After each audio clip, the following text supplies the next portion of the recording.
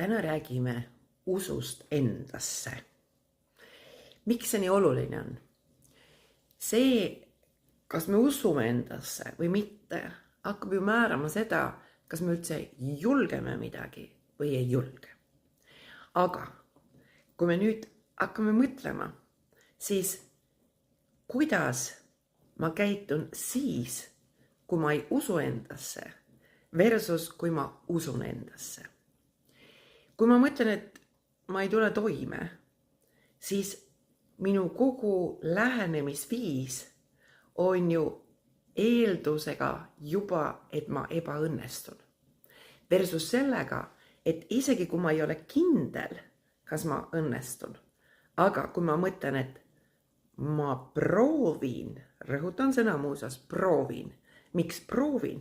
Sest kui ma mõtlen, et ma pean, siis ma panen endale juba pinge peale, mis hakkab pärssima ka minu sooritusvõimet. Ja sellepärast, kui ma mõtlen, et ma proovin, kas ma saan hakkama, see juba on väljakutse.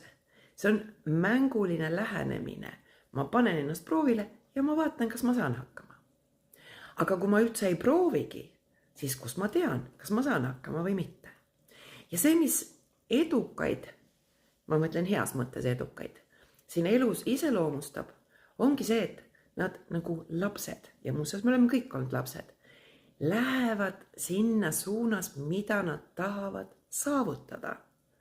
Uskudes, mitte mõeldes kohe, ma usun endasse, vaid just nimelt nagu nad ei kahtle, et nad seda saavad.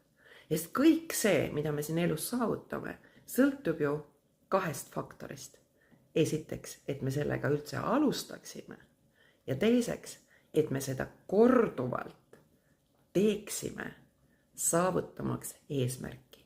Nii et, kui keegi teine teisse ei usu, siis uskuge endasse, proovige ja lihtsalt hakake tegutsema.